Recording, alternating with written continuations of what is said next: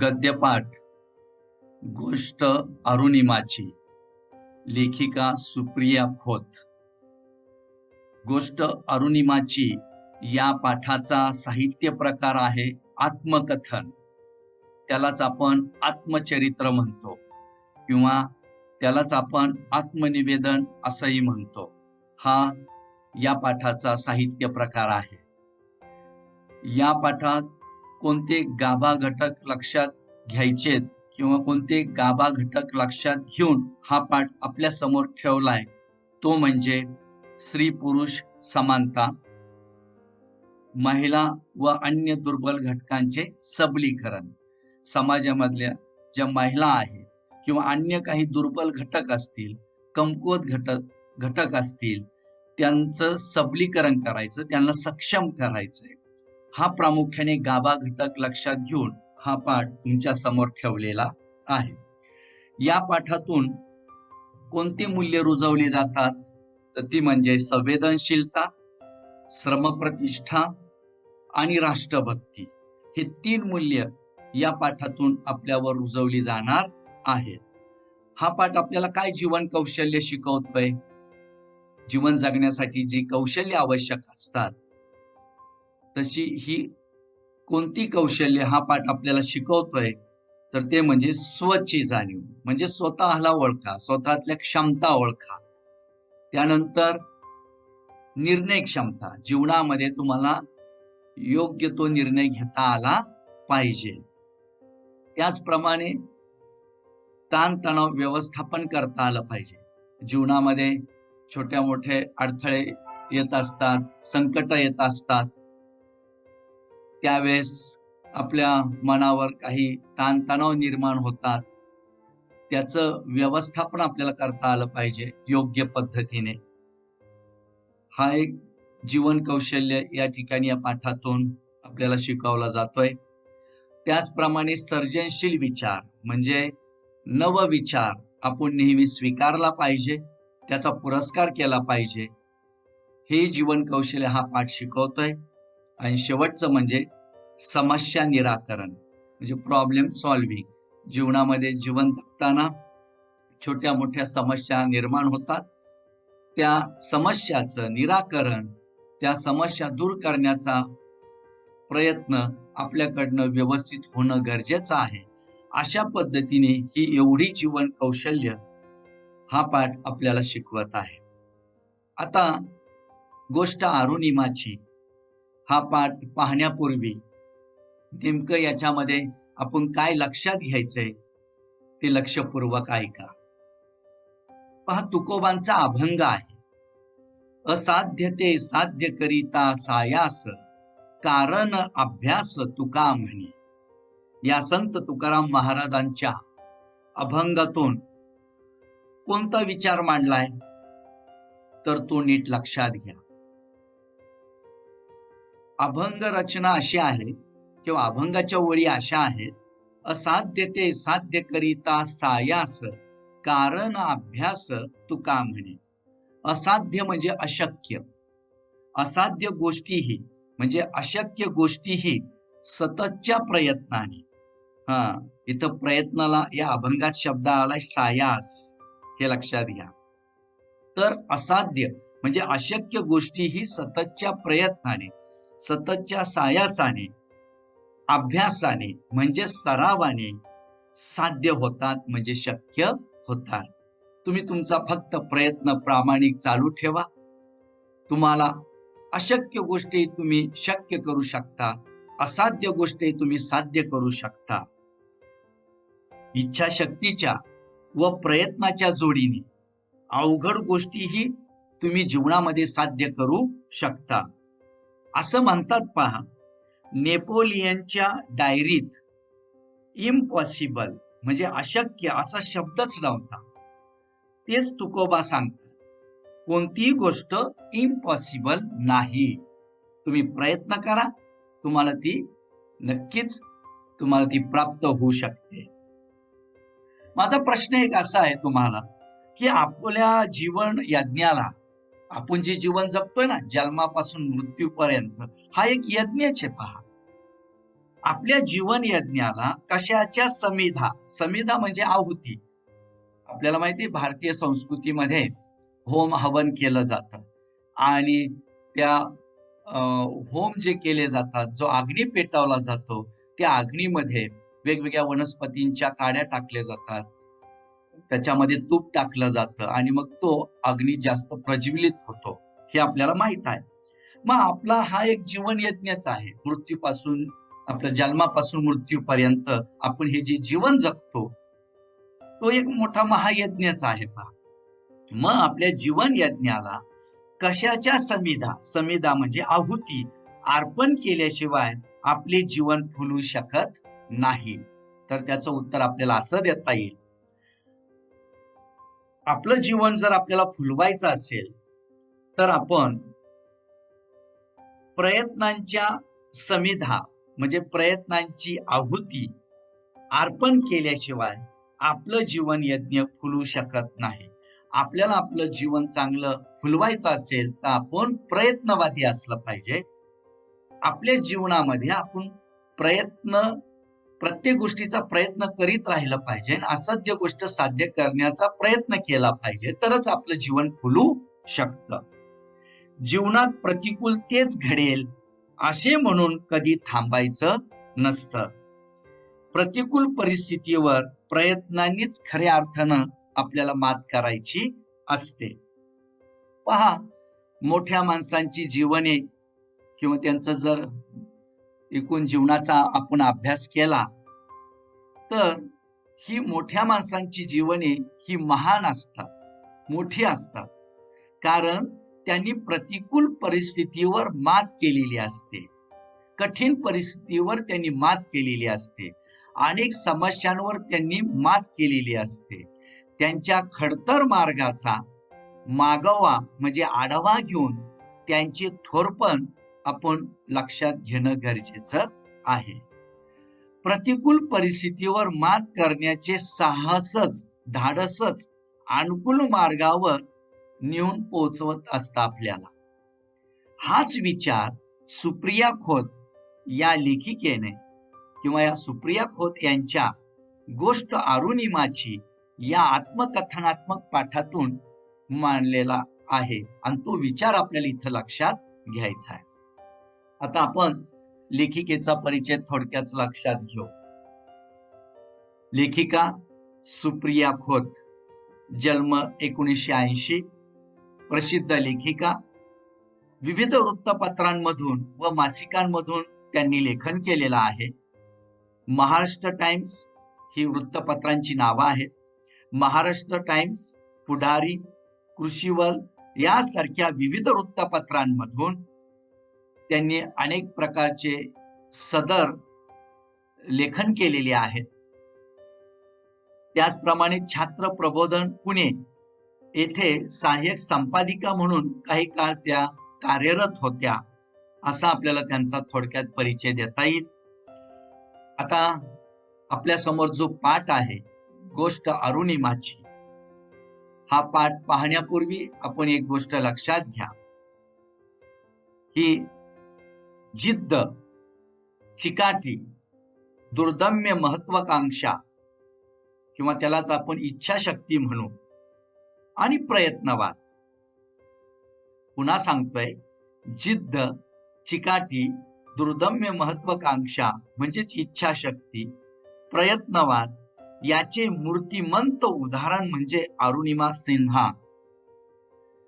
अपघातामुळे अपंगत्व आलेल्या अरुणिमाने आयुष्यात हार तर मानली नाहीच, उलट ध्येयाचे उंच शिखर गाठण्यासाठी ती सज्ज झाली, ती तयार झाली. एव्हरेस्ट गाठणे हे भल्या भल्यांचं स्वप्न असतं पहा, पण सकारात्मक दृष्टीने अरुणिमाने हे स्वप्न सत्यात उतरवलं. या पाठात अरुणिमा स्वतःवर आलेल्या संकटात तिला गमवाव्या लागणाऱ्या पायांसाठी सहानुभूतीची अपेक्षा करताना अजिबात दिसत नाही, तर प्रतिकूल परिस्थितीवर मात करून ध्येय गाठण्याचा आदर्श तुमच्या आमच्या समोर तिनं ठेवलेला आहे. एवढंच नाही तर आपल्या प्रत्येकात एक जिद्दी अरुणिमा असते पहा. प्रत्येकात जिद्द असते काही ना काही मिळवण्याची पहा. आणि आपल्या प्रत्येकात एक जिद्दी अरुणिमा असते. म्हणून तुम्ही तुमच्यातल्या अरुणिमाचा म्हणजेच तुम्ही तुमच्यातल्या जिद्दीचा शोध घ्यावा. प्रत्येकाने आपला स्वतःचा. ध्येय साध्य करताना आलेली निष्फळता म्हणजे अपयश नाही. पहा, ध्येय साध्य करताना आलेली निष्फळता म्हणजे अपयश नव्हे, तर कमकुवत ध्येय म्हणजे अपयश असतं. हे कायम आपण जीवनामध्ये लक्षात ठेवा, असे अरुणिमाने आपल्याला सांगितलेले आहे. सामान्य माणसांमधील असामान्यत्व दाखवून देणारी अशी ही अरुणिमाच्या बाबतीतली घटना आहे. अशा या अरुणिमाच्या इच्छाशक्तीची, प्रयत्नवादाची, तिच्या जिद्दीची कहाणी या पाठातून लक्षात घ्यावयाची आहे. हा पाठ छात्र प्रबोधन मार्च 2016 या मासिकातून तुमच्या अभ्यासक्रमामध्ये घेण्यात आलेला आहे. आता आपण प्रत्यक्ष पाठाला एक एक परिच्छेद आपण घेणार आहोत, वाचन करणार आहोत आणि प्रश्नोत्तर पद्धतीने तो परिच्छेद आपण समजून घेणार आहोत. त्या दृष्टीने सर्वांनी आपल्या पुस्तकामध्ये लक्ष देणं गरजेचं आहे. पान नंबर 39 समोर ठेवा. धडा 11वा, गोष्ट अरुणिमाची, लेखिका सुप्रिया खोत. पहिला परिच्छेद वाचतोय, नीट लक्षात घ्या. दोस्तांनो, मी अरुणिमा सिन्हा. आज तुम्ही गुगलवर शोधले तर माउंट एव्हरेस्ट सर करणारी पहिली अपंग महिला आणि माउंट एव्हरेस्ट सर करणारी पहिली अपंग भारतीय असा उल्लेख जिचा दिसतो तीच मी. पण एक सांगू, मी काही जन्मजात अपंग वगैरे नाही, नव्हते. धड धाकट असल्यापासूनची गोष्ट आज मी सांगणार आहे तुम्हाला. लखनौ पासून 200 किलोमीटर अंतरावर असणार आंबेडकर नगर हे माझं गाव. घरी मी, आई, लहान भाऊ, मोठ्या बहिणीचं लग्न झालेलं. माझे वडील मी लहान असतानाच देवाघरी गेले.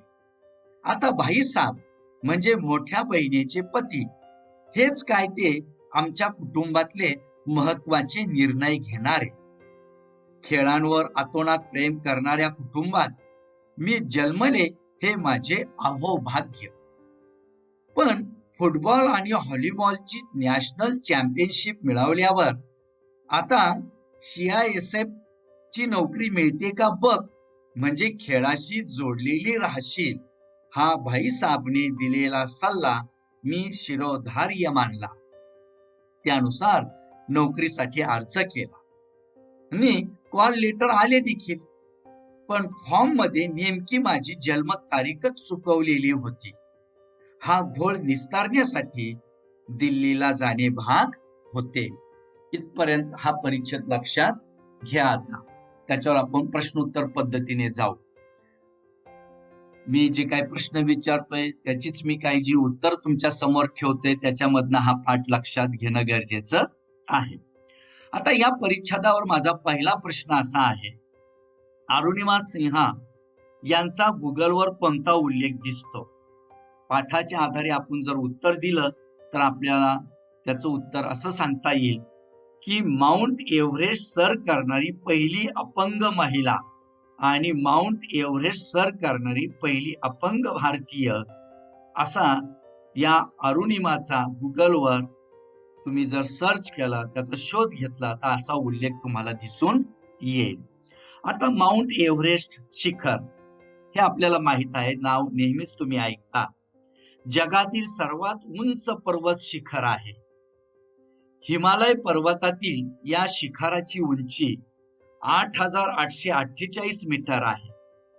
नेपाळ व चीन, जो तिबेटचा भाग आहे त्या बाजूला, नेपाळ व चीन या देशाच्या सीमेजवळ हे एव्हरेस्ट शिखर आहे. नेपाळमध्ये या एव्हरेस्ट शिखराला सगरमाथा म्हणून ओळखतात. तर तिबेटमध्ये एव्हरेस्ट शिखराला चोमोलुम्मा म्हणतात. असं त्या ठिकाणी त्याचा उल्लेख तुम्ही अधिक शोधू शकता किंवा माहिती घेऊ शकता. असं हे एव्हरेस्ट शिखर, माउंट एव्हरेस्ट शिखर सर करणारी पहिली अपंग महिला आणि माउंट एव्हरेस्ट सर करणारी पहिली अपंग भारतीय म्हणजे ही अरुणिमा. अरुणिमा आपल्याला कधीपासूनची गोष्ट सांगणार आहे रे? तर धडधाकट असल्यापासूनची ती गोष्ट आपल्याला सांगणार आहे. कारण अरुणिमा ही काही जन्मजात किंवा जन्मापासून अपंग नव्हती. हे आपण इथं लक्षात घ्यायचंय. अरुणिमाचं गाव कोणतं आहे? तर लखनौ पासून. आता लखनौ हे कोणत्या राज्यामध्ये येतं? तर उत्तर प्रदेश राज्यामध्ये. तर लखनौ पासून 200 किलोमीटर अंतरावर असणारं आंबेडकर नगर हे अरुणिमाचे गाव आहे. अरुणिमाच्या कुटुंबातील जवळचे नातेवाईक कोण होते? तर तिची आई, लहान भाऊ, मोठी बहीण आणि भाईसाब. आता अरुणिमाच्या वडिलांचं निधन कधी झालं होतं? तर अरुणिमा लहान असतानाच तिच्या वडिलांचं निधन झालेलं होतं. तुमच्या पाठाखालचा प्रश्न आहे, वस्तुनिष्ठ प्रश्न आहे, अरुणिमाच्या कुटुंबात महत्वाचे निर्णय घेणारे कोण होते? तर कोण होते? तर भाईसाब होते. आता हे भाईसाब अरुणिमाच्या नात्यानं कोण होते? तर मोठ्या बहिणीचे पती होते. म्हणजे आपण त्याला आपल्या भाषेत म्हणू जिजाजी. आता माझा पुढचा प्रश्न असा आहे, माझे अहोभाग्य कोणते असे अरुणिमा म्हणते? तर तिचं अहोभाग्य हे आहे की खेळांवर आतोनात प्रेम करणाऱ्या कुटुंबात माझा जन्म झाला, हे माझे अहोभाग्य आहे, माझं मोठं नशीब आहे, असं अरुणिमा या ठिकाणी आपल्याला सांगते. मग पाठाखालचा पुन्हा वस्तुनिष्ठ एक प्रश्न आहे, अरुणिमाला कोणत्या नॅशनल खेळात चॅम्पियनशिप मिळाली होती? तर ती होती फुटबॉल आणि व्हॉलीबॉल या 2 खेळामध्ये तिला नॅशनल चॅम्पियनशिप मिळालेली होती. मग भाईसाबने दिलेला कोणता सल्ला अरुणिमाने शिरोधार्य मानला? तो नीट लक्षात घ्या. काय सल्ला दिला होता भाईसाबने तिला? म्हणजे तिच्या मोठ्या बहिणीच्या पतीनं काय सल्ला दिला होता? की अरुणिमाला फुटबॉल व व्हॉलीबॉल मध्ये नॅशनल चॅम्पियनशिप मिळालेली होती, त्यामुळं CISF ची नोकरी मिळते का बघ, म्हणजे तू नेहमी खेळाशी जोडलेली राहशील, म्हणजे तू खेळापासून बाजूला जाणार नाही. तुझी जी आवड आहे ना खेळण्याची, ती कायम तुझी आयुष्यभर जोपासली जाईल. म्हणून तू CISF ची नोकरी मिळते का बघ, म्हणजे खेळाशी जोडलेली राहशील. हा भाईसाबनं दिलेला जो सल्ला अरुणिमानं शिरोधार्य मानला. आता शिरोधार्य मानणे हा वाक्प्रचार आहे. याचा अर्थ काय? आदरपूर्वक स्वीकार करणे, एखाद्या गोष्टीचा आदरपूर्वक स्वीकार करणे. तसा भाईसाबनं दिलेला सल्ला अरुणिमानं शिरोधार्य मानला, म्हणजे त्या सल्ल्याचा तिने आदरपूर्वक स्वीकार केला. आता इथं जो उल्लेख आलाय ना CISF, आता ही काय भाग आहे, ती काय गोष्ट आहे, ती आपण समजून घेणं गरजेचं आहे. तर CISFचं संपूर्ण नाव काय आहे ते नीट लक्षात घ्या.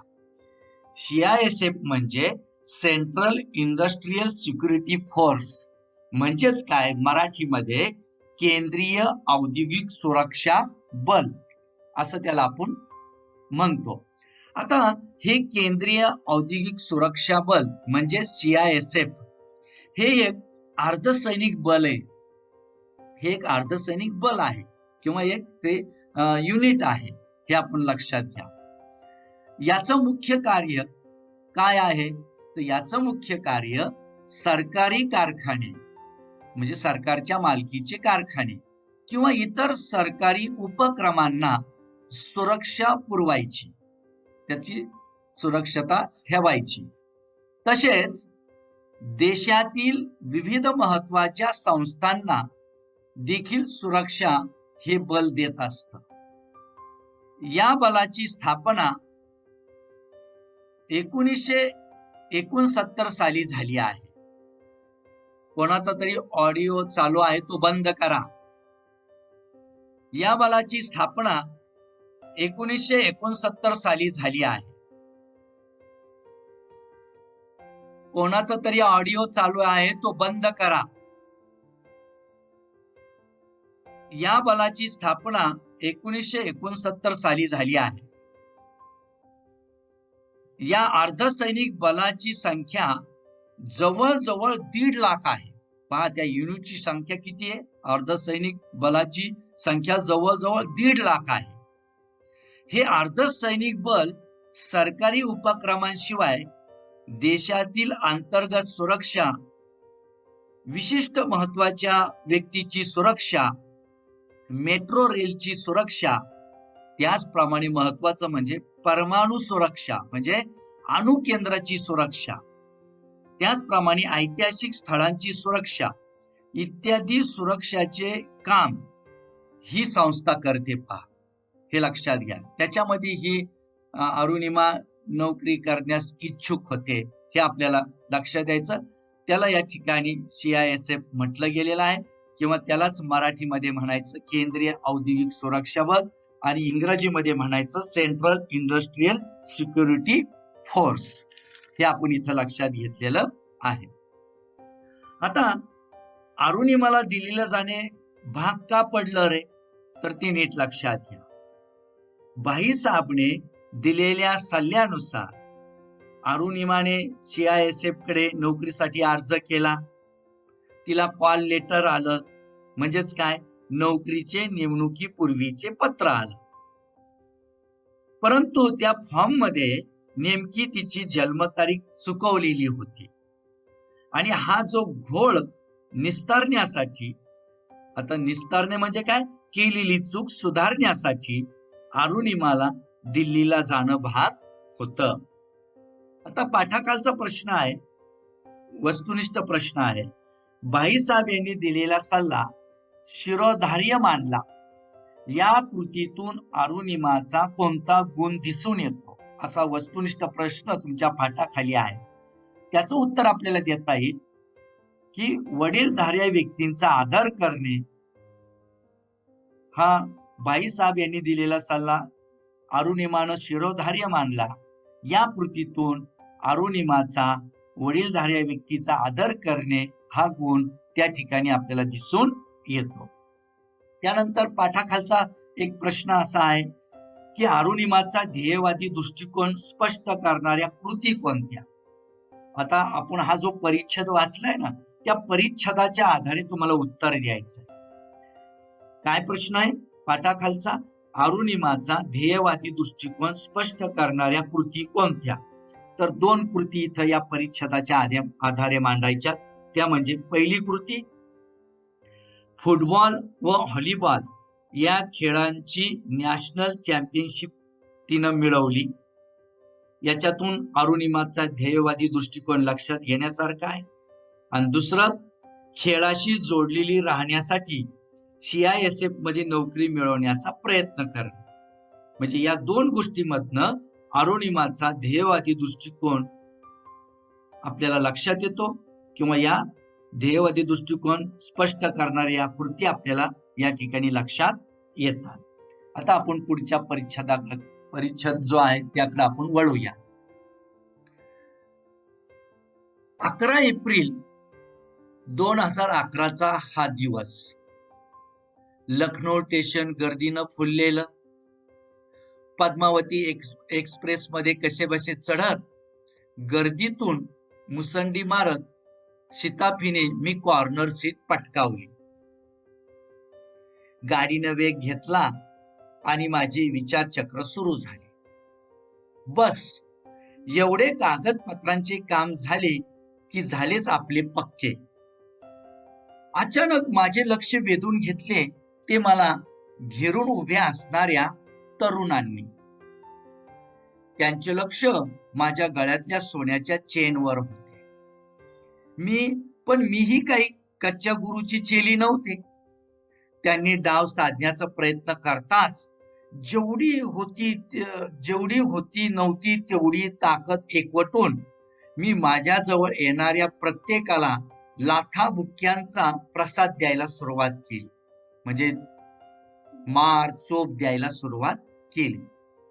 आश्चर्य म्हणजे त्या डब्यातला प्रत्येक जण, त्या रेल्वेच्या डब्यातला प्रत्येक जण अन्याय विरुद्ध लढणं हे जणू पाप आहे अशा चेहऱ्यानं मख्खपणे जागेवरच बसून राहिला. म्हणजे कोणी तिला मदत करायला तयार व्हायना. आणि अखेर चोरांच्या सहनशक्तीचा अंत झाला. रात्रीच्या भयान अंधारात माझे दोन्ही हात पाय धरून त्या नराधमांनी, त्या नीच माणसांनी मला चक्क चालत्या गाडीतून बाहेर फेकून दिलं. शेजारून जाणाऱ्या एका भरधाव रेल्वेवर मी आदळले आणि तिच्या वेगामुळे आणखी जोरात 2 धावपट्ट्यांच्या मध्ये उडून पडले. अरुणिमा, रेल्वे येते आणि तुझे पाय ट्रॅक वरून बाजूला घे. हा अंतर्मनाचा संदेश मेंदूपर्यंत पोहोचेतोवर खूप उशीर झाला होता. त्याआधीच एक रेल्वे माझ्या पायावरून धडधडत निघून गेली. नंतर महिला आयोगानं प्रसिद्ध केलेल्या रिपोर्टनुसार तब्बल 49 रेल्वे गाड्या त्या रात्री माझ्या पायावरून गेल्या. एका पायाच्या गुडघ्यापासून खालच्या हाडांचा तर चक्काचूर झालाच होता, पण दुसऱ्या पायाची दुरावस्था झालेली. पुढचा पान उलटा. त्या रात्री तब्बल 7 तास रेल्वेच्या धावपट्टीवर मदतीची याचना करीत मी पडून राहिले. आश्चर्य म्हणजे माझी शुद्ध हरपली नव्हती आणि मेंदू पूर्ण तल्लखपणे तिथून सुटकेचा विचार करत होता. सगळीकडे उजाडलं आणि रेल्वेचे सफाई कामगार तेथे आले. हादरलेच ते मला अशा अवस्थेत पाहून. त्यांनी मला बरेली गावातील हॉस्पिटलमध्ये दाखल केले आणि सुरू झाले दुर्दैवाचे दशावतार. आता लक्षात घ्या पुन्हा. पहा, हा परिच्छेद आपल्याला समजून घ्यायचा आहे. या परिच्छेदावर माझा पहिला प्रश्न असा आहे, अरुणिमा लखनौहून दिल्लीला निघाली तो दिवस कोणता होता? तर तो दिवस होता 11 एप्रिल 2011. हे लक्षात घ्या. आता जर तुम्ही गुगलवर सर्च केलं तर त्या गुगलवर 12 एप्रिल 2011 असं दिलेलं आहे, पण आपण पुस्तकातलंच ग्राह्य धरायचंय. 11 एप्रिल 2011. पुढचा प्रश्न असा आहे, अरुणिमाने पद्मावती एक्सप्रेस मध्ये कॉर्नर सीट कशी पटकावली? ते नीट लक्षात घ्या. पहा, त्या दिवशी लखनौ रेल्वे स्टेशन गर्दीनं फुललेलं होतं. खूप गर्दी होती. पद्मावती एक्सप्रेसला खूप गर्दी होती त्या रेल्वे गाडीसाठी.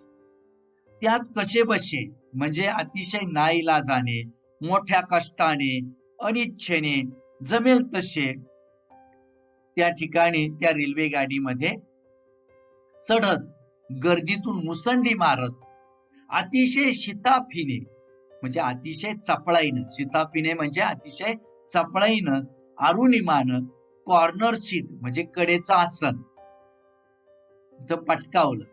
यातून अरुणिमाची चपळता लक्षात घेण्यासारखी आहे. आता ती खेळ खेळत असल्यामुळं ती तंदुरुस्त होती, चपळाई तिच्यामध्ये होती. तिच्या या अंगभूत अशा गुणांमुळं या गर्दीतही तिने अतिशय शिताफीनं चपळाईनं कॉर्नरची सीट पटकावली, मिळवली. याच्यातून तिची चपळता लक्षात घेण्यासारखी आहे. पुढचा प्रश्न असा आहे, गाडीनं वेग घेताच अरुणिमाच्या डोक्यात कोणते विचारचक्र सुरू झाले? काय विचारचक्र सुरू झालं? पहा, बस एवढे कागदपत्रांचे काम झाले की झालेच आपले नोकरीचे पक्के. काय? बस एवढे कागदपत्रांचे म्हणजे फॉर्म मधील जन्मतारखेचे जे घोळ झाला होता ते काम झालं, ते काम निस्तारलं की झालेच आपले नोकरीचे पक्के, असं तिचं गाडी जशी सुरू झाली तशी तिच्या डोक्यामध्ये विचारचक्र सुरू झाले. अचानक अरुणिमाचं लक्ष कशानं वेधून घेतलं रे? तर तिला घेरून उभ्या असणाऱ्या तरुणांनी अरुणिमाचं लक्ष वेधून घेतलं.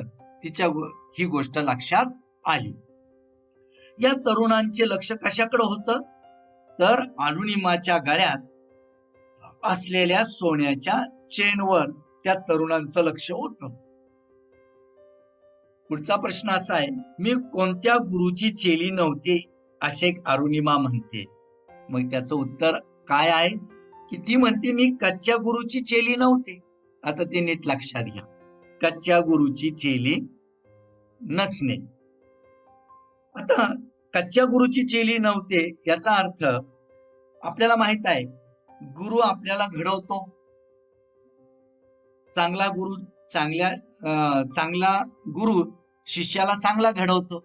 म्हणजे गुरु चांगला असेल तर शिष्य आपोआप चांगला घडला जातो. गुरु स्वतःच कच्चा असेल तर चेला म्हणजे शिष्यही कच्चाच राहतो, असा दावा केला जातो. अरुणिमाचा दावा असा आहे की तिला उत्तम उत्तम गुरु लाभले. हे लक्षात घ्या, उत्तम उत्तम तिला शिक्षक लाभले त्या त्या क्षेत्रातले, म्हणून ती स्वतः उत्तम घडली. म्हणून ती म्हणते मी काय कच्च्या गुरुची चेली नव्हते. मग त्या तरुणांनी डाव साधण्याचा प्रयत्न करताच अरुणिमाने कसा प्रतिकार केला किंवा या संकटाला अरुणिमाने कसा प्रतिकार केला? तर कसा प्रतिकार केला? तर त्या अरुणिमाने सर्व ताकद एकवटून अरुणिमाने तिच्या जवळ येणाऱ्या प्रत्येकाला लाथा बुक्क्यांचा प्रसाद द्यायला सुरुवात केली. म्हणजे भरपूर असं बदडून काढलं, कारण ती खेळाशी जोडली गेलेली होती. हे लक्षात घ्या, तिच्यात चपळता होती, ताकद होती, आणि जो जवळ येईल त्याला तिने बदडायला सुरुवात केली, भरपूर चोप दिला. पहा, लक्षात घ्या. पुढचा प्रश्न असा आहे, चोरांना लाथा बुक्क्यांचा प्रसाद दिला या कृतीतून अरुणिमाचा कोणता गुण दिसून येतो असा प्रश्न तुमच्या पाठाखाली आहे. तर त्याच्यामध्ये त्या प्रश्नाचं उत्तर आपल्याला देता येईल की अरुणिमामध्ये असणारी धाडसी वृत्ती इथं लक्षात घेण्यासारखी आहे. हा जो गुण आहे तो अरुणिमाचा आपण इथं लक्षात घ्यावा. कोणता गुण? तिच्यामध्ये असणारी धाडसी वृत्ती, हिंमत, हे आपण इथं लक्षात घ्यायचंय. अरुणिमाला कोणत्या गोष्टीचं आश्चर्य वाटलं रे? पहा, की रेल्वेच्या डब्यातला प्रत्येक जण, आता ते तरुणांनी तिच्यावर हल्ला केला तर त्या रेल्वेच्या डब्यातल्या इतर सहप्रवाशांनी तिला मदत करायला हवी होती, पण मदत केली का? अजिबात नाही. म्हणून अरुणिमाला कोणत्या गोष्टीचं आश्चर्य वाटलं की रेल्वेच्या डब्यातला प्रत्येक जण अन्यायाविरुद्ध लढणं हे जणू पाप आहे असं चेहऱ्यानं मख्खपणे, म्हणजे गुपचूप जागेवरच बसून राहिली.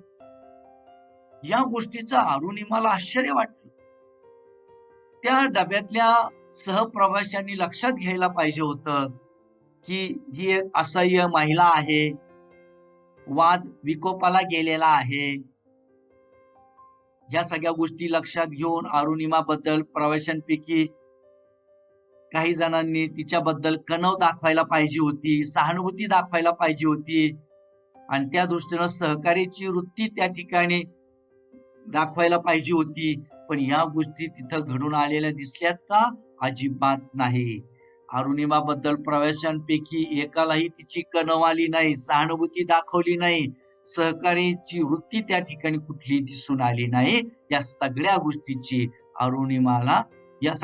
अरुणिमाला आश्चर्य वाटलं. पण तरी देखील ती हिंमत हारली नाही. तिने एकटीनं त्यांच्या विरुद्ध त्या ठिकाणी प्रतिकार करायला सुरुवात केली. मग चोरांच्या सहनशक्तीचा अंत झाल्यावर त्यांनी अरुणिमाच्या बाबतीत काय केलं र? तर त्या चोरांनी अरुणिमाचे दोन्ही हात पाय धरून रात्रीच्या भयान अंधारात चालत्या गाडीतून चक्क तिला बाहेर फेकून दिलं. हे चोर म्हणजे त्याला आपण नराधम म्हणू किंवा नीच माणसं म्हणू, अशी कृती करणाऱ्या त्या व्यक्तींना, त्या तरुणांना आपण नराधम म्हणू किंवा नीच माणसं असे शब्द आपण वापरू, हे आपण लक्षात घ्या. मग त्या चोरांनी म्हणजे त्या नराधमांनी, त्या नीच माणसांनी, त्या दरोडेखोरांनी अरुणिमाला चालत्या गाडीतून बाहेर फेकल्यानं तिच्यावर काय परिणाम झाला, तर तो नीट लक्षात घ्या. एकूण 4 परिणाम झाले, ते नीट लक्षात घ्या. पहिला परिणाम, शेजारून जाणाऱ्या एका भरधाव रेल्वेवरती आदळली फेकल्यामुळे. त्या गाडीच्या वेगानं ती आणखी जोरात उडून 2 धावपट्ट्यांच्या मध्ये पडली पहा. हा एक परिणाम झाला. दुसरा, धावपट्टीवरचा पाय बाजूला घेण्याच्या आधीच रेल्वे गाडी तिच्या पायावरून गेली पहा, शेजारून जाणारी रेल्वे गाडी. तिसरा परिणाम, एकूण 49 गाड्या त्या रात्री तिच्या पायावरून गेल्या. चौथा परिणाम, एका पायाचा तर गुडघ्यापासून खाली चक्काचूर झाला. आणि 5वा परिणाम, दुसऱ्या पायाची दुरावस्था म्हणजे वाईट अवस्था झालेली होती. एवढा सगळा परिणाम या चोरांनी, या नराधमांनी, या नीच माणसांनी, या दरोडेखोरांनी अरुणिमाला चालत्या गाडीतून फेकल्यामुळे झालेला आहे. तो आपण इथं लक्षात घ्यायचा. अरुणिमाच्या अंतर्मनाचा कोणता संदेश मेंदू पर्यंत पोहोचण्यास खूप उशीर झाला होता, तो म्हणजे अरुणिमा, रेल्वे येत आहे, तुझे पाय ट्रॅक वरून बाजूला घे. हा जो संदेश आहे ना तिच्या अंतर्मनाचा, तो मेंदू पर्यंत पोहोचेपर्यंत खूप उशीर झाला होता. त्याआधीच एक रेल्वे तिच्या पायावरून धडधडत निघून गेली.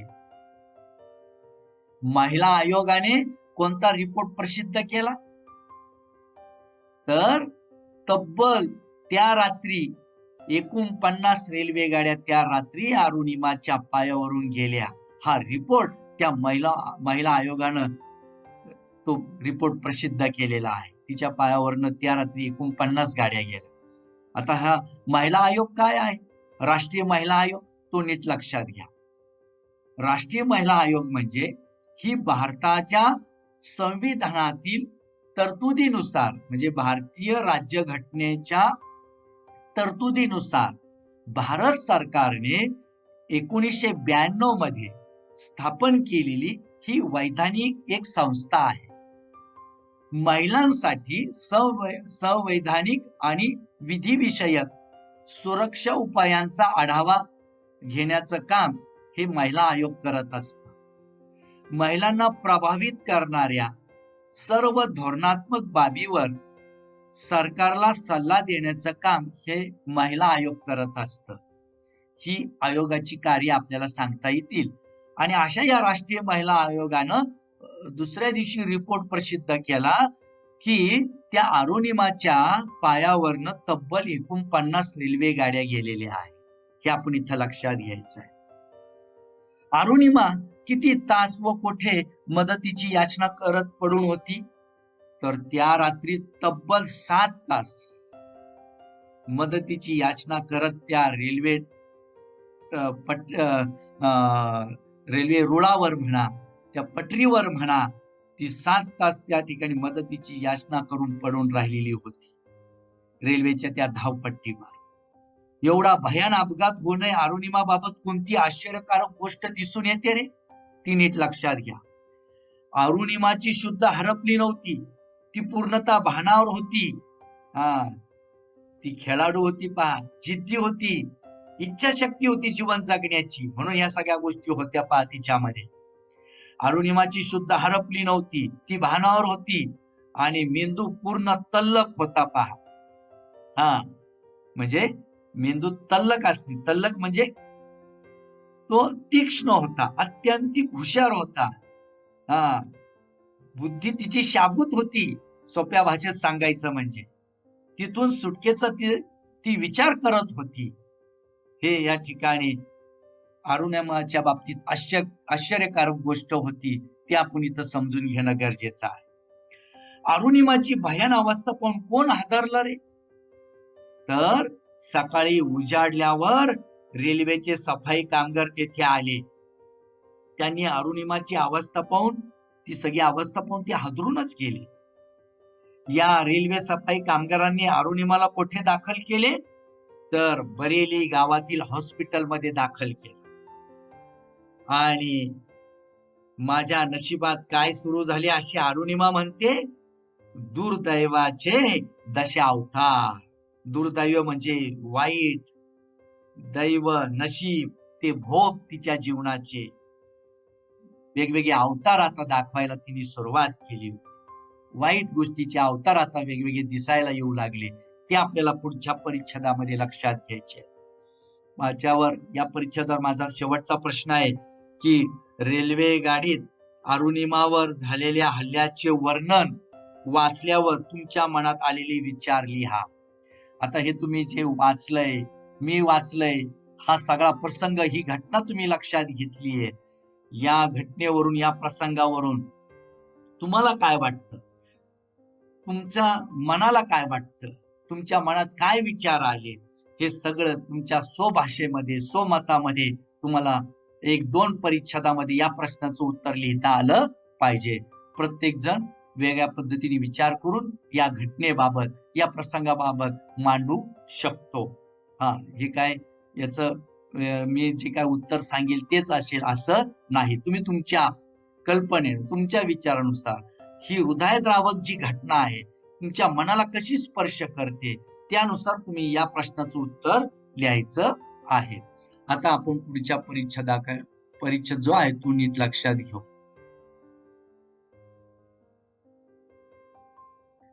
पहा,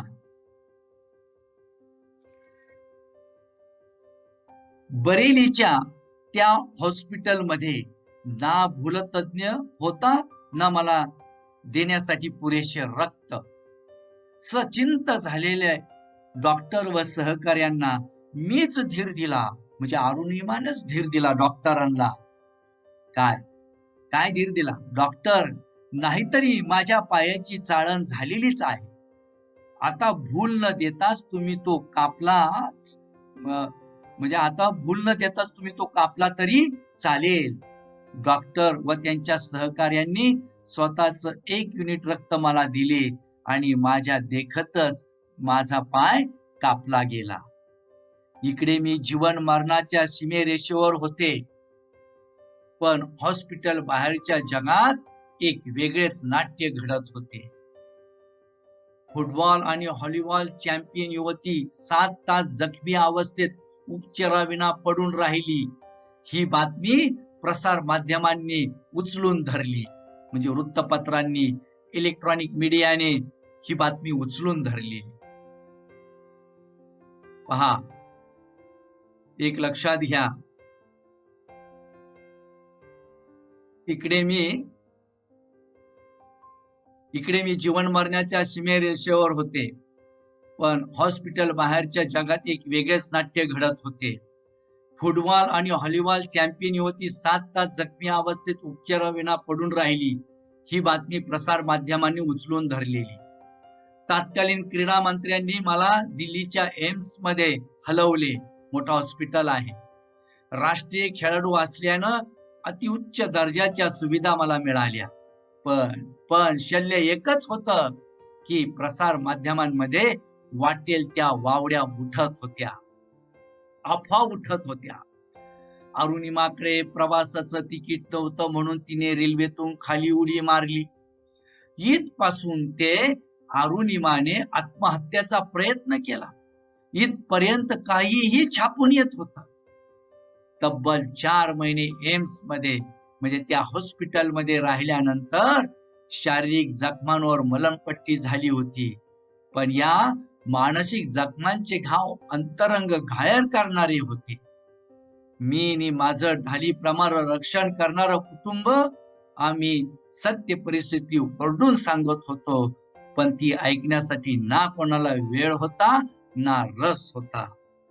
इथपर्यंत लक्षात घ्या हा परिच्छेद. पहा,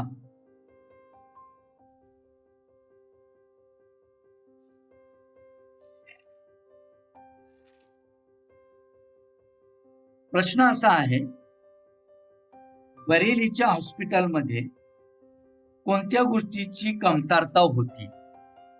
तर त्या बरेलीच्या हॉस्पिटलमध्ये भूलतज्ञ नव्हते.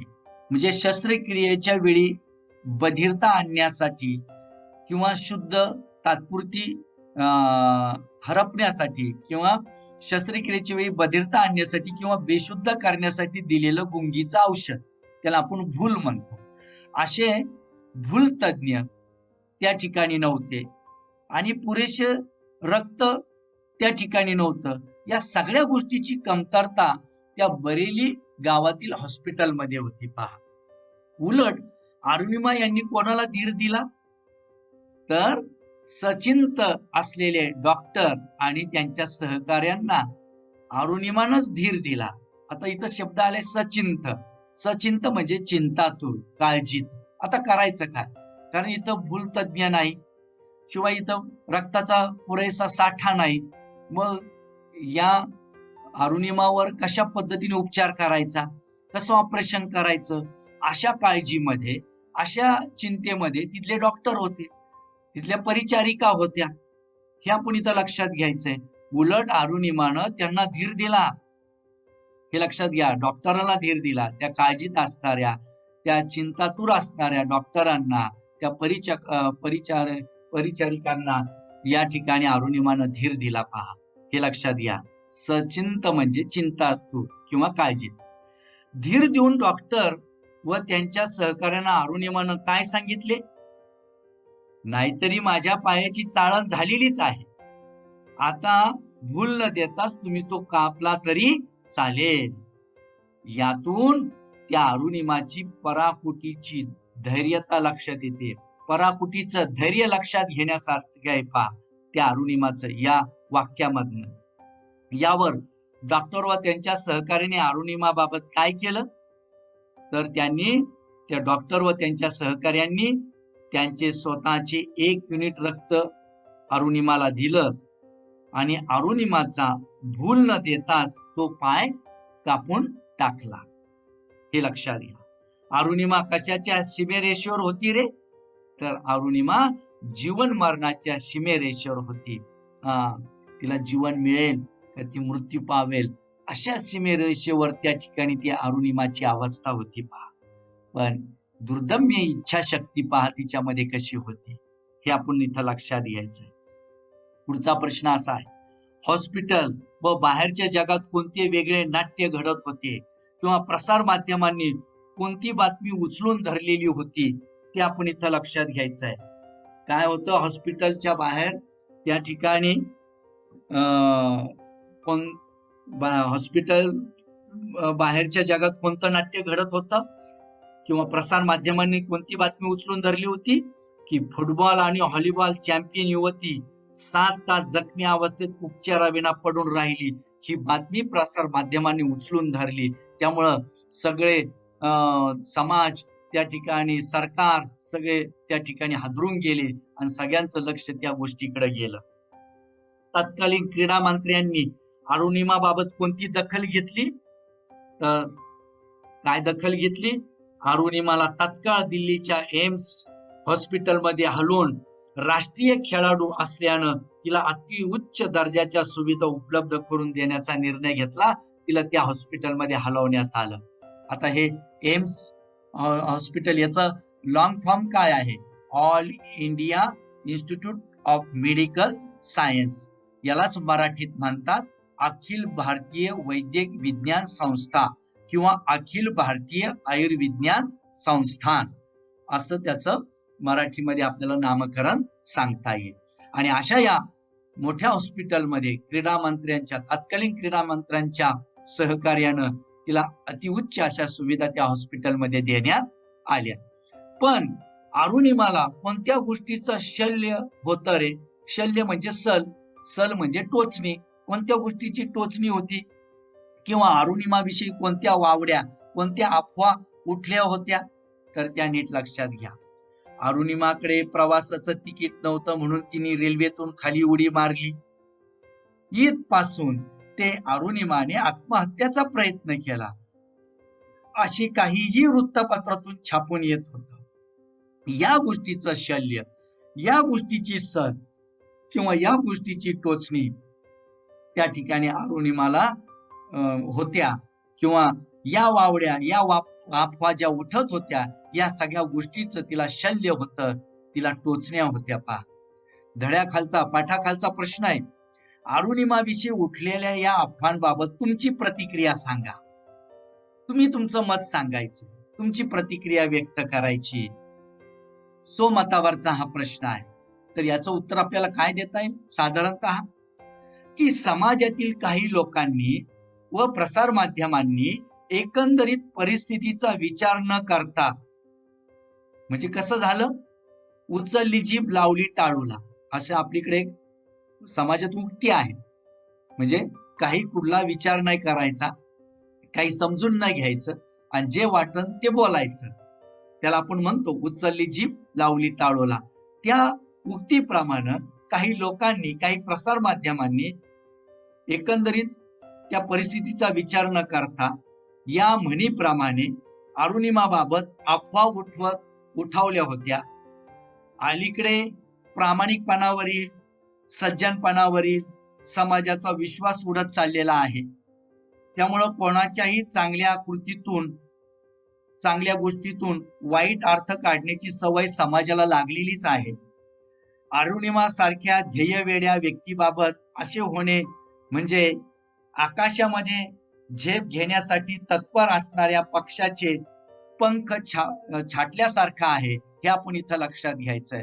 अशा अफवेमुळं, अशा वावड्यांमुळं त्या व्यक्तीच्या मनावर काय परिणाम होईल हे कोणी समाजही विचार करत नाही, आणि समाज माध्यमही विचार करताना दिसून येत नाही.